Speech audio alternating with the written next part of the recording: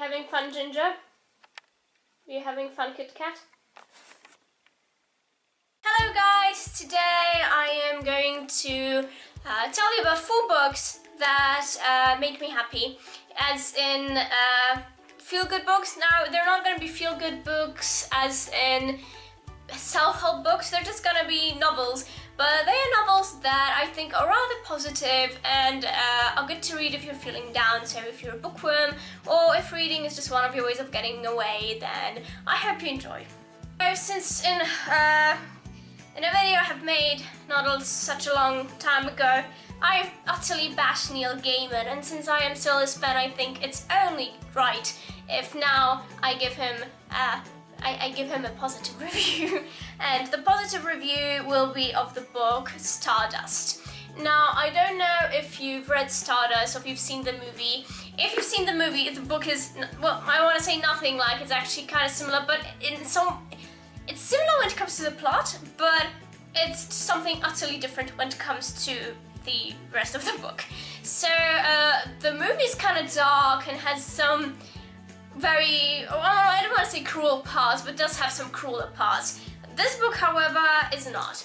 It's written in a way that Gaiman likes to sometimes write, which I really like, and that is, he basically writes a fairy tale for grown-ups. It's still phrased like a fairy tale, it's still magical and beautiful like a fairy tale, but it's longer, it's got some adult thingies, but you know, nothing nasty, unlike the last book of his that I reviewed.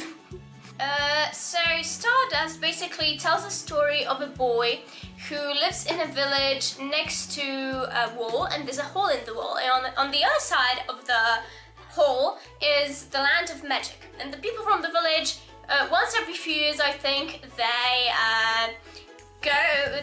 the people from the other side of the hole come into the village and they exchange things. So it's kind of like, you know, a bazaar, but I don't know how to pronounce that. So they just exchange things and, you know, buy things from each other. And it's about a boy whose mother comes from that side, but his father comes from the village, and he was raised in the village. And to wed the girl he loves, Victoria, not me, he has to go to the land of magic and fetch her a falling star. This is honestly a heartwarming story because it's not one of those crueler Neil Gaiman books where you just sit through it and think, what the fuck am I reading? It does have some brutal things, as in there's murder, but it's not cruel. It's not written in a nasty way. The murder isn't very explicit. It's just, I don't want to say just murder. My point is that it's not brutal. It's more that it's stated that there was a murder and he doesn't get into it, you know, nothing like that. So the premise is very nice. The book isn't too long, as you can see, and it's heartwarming in general, the story. The love story, which I usually dislike, was very nice, and there's a lot of positive things in this book. So if you like Neil Gaiman, I think that this is the book that you should totally give a try.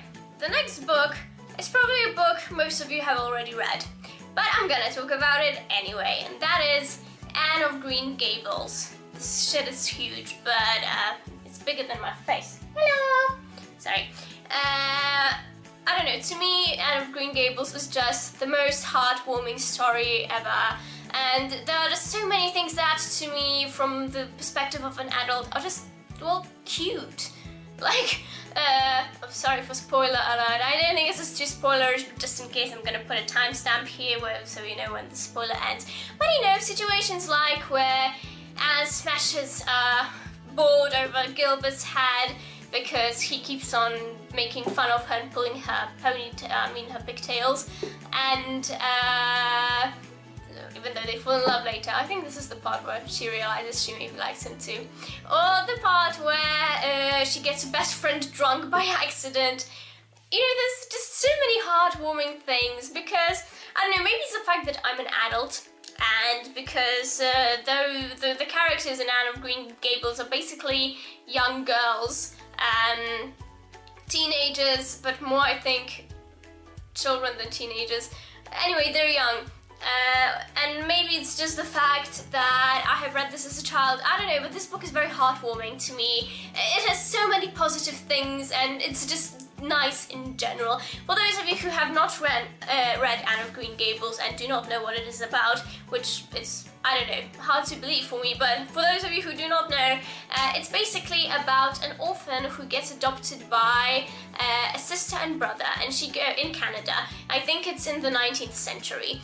And like the end of the 19th century, and she goes to work at their farm and she goes to school, and they love her very much. And it's basically about her time with them, so with the siblings, and she befriends a girl then there's this Gilbert boy who has a crush on her, you know.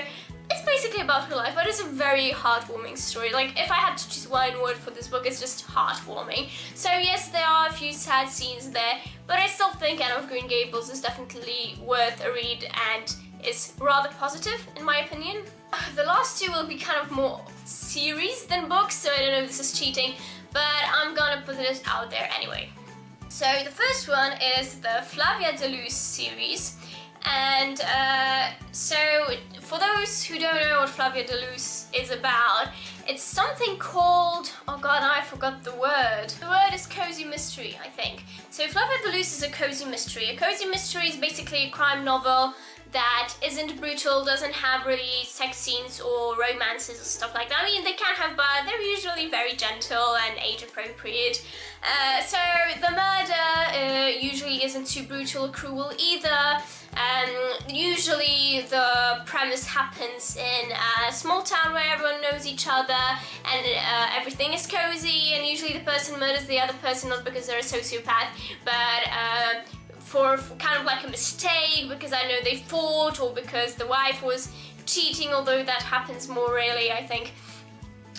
So cozy mysteries are basically crime novels for people who don't like brutal books, because I know that some of the crime novels that come out nowadays are really, really nasty.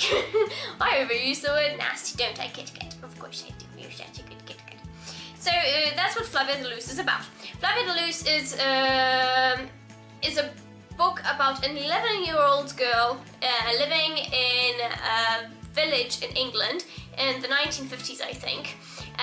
She has two older sisters that constantly bully her, and a dad who loves her, but you know, he doesn't really care for the kids because he's a single father and has no fucking clue how to do it. That's how it kind of looked, I think, at that part of history. And suddenly, one night in the first book, I'm talking about the first book, this is the first book, it's called The Sweetness at the Bottom of the Pie. So the first book's premise is that Flavia finds a dying guy, in her garden, and she decides that being an 11-year-old girl who thinks she's a bloody chemist genius, she's going to solve the crime. Of course, the real police is involved, but you know, she's an 11-year-old girl. So it's really all very cute. What I really like about this book, except apart from the fact, of course, that it's very heartwarming and pleasant, it's just so cute and makes me so happy and fuzzy on the inside. The thing that I really like about this book series in general is that this is one of the rare cases where the book is written from a perspective of a child, and it actually sounds like a child wrote it. And I don't mean because it's bad, I mean oftentimes when a book is written from a perspective of a child, the book is written in a language like, you know, a 60-year-old professor of Harvard University wrote it. It's not written like a child would write it. This book is. In the case of wording, for instance, I really like how when the author uses a more complicated word, like, I don't know, hideous, for instance, it's not said that Flavia knows the word hideous, because most 11-year-olds do not. It says that what he did was hideous, I think, Flavia thinks to herself. This is a word that I learned while listening to my father talking about something. So there's always a sentence like that that shows you why Flavia knows that word. And that is really cool to me, because that lets the book be written in a more, you know, eloquent language, but it's still plausible that it's written from the perspective of a child, because a child can hear words like that. I remember when I was 11 years old, I was reading a series of unfortunate events, and I heard the word craniohectomy. Like, there's a lot of people who are grown-ups and probably not know that word. I did, because I read a series of unfortunate events. So it's the same with Flavia. She knows, not a lot, but she knows a few harder words. A few harder words. But it's always explained how she knows them, and it's not just like, oh, I'm a smart 11-year-old, how did that? Flavia is definitely worth a read, in my opinion. Check her out. I should also give the authors. So Flavia is by Alan Bradley, Anne of Green Gables is by Lucy Maud Montgomery, and I told you, Sardis is by Neil Gaiman. The last book, well, series, but I'm gonna put up a book because I've got like 20-something books of his, is Terry Pratchett's Discworld, and I just love him so much. No, seriously, Terry Pratchett is the reason why in my future work I want to work with people with Alzheimer's, and I want to try and find a cure for it, or at least understand how it happens. He had a huge ass impact on my life. So the book I'm going to point up now is called The Last Continent. But before I get into what this book is about, I want to tell you about generally what the Discworld series is about. So the Discworld series happens on the Discworld. It's a disc, and it's on 4 elephants, and those elephants are on a huge fucking turtle, and he just fucking swims through space. That's the general premise. So there are a few types of books in this series.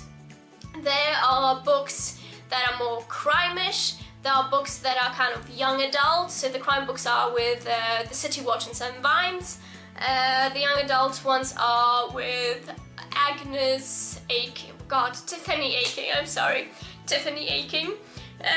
So there's like a few types of books, so everyone can find something for themselves, in my opinion. You prefer what, a young adult? Here are the Tiffany Aching books. You prefer crime novels? Here are the City Watch Sam Vimes books. You know, stuff like that. Generally, what the idea behind Discworld is that it's a parody of our real world. So there are also books with the 3 witches, and those are always books that parody some famous spectacle, or that parody some famous play or fables. So the Weird Sisters parodies Hamlet and Macbeth, I think, for instance, and it's the first part of the 3 Witches series.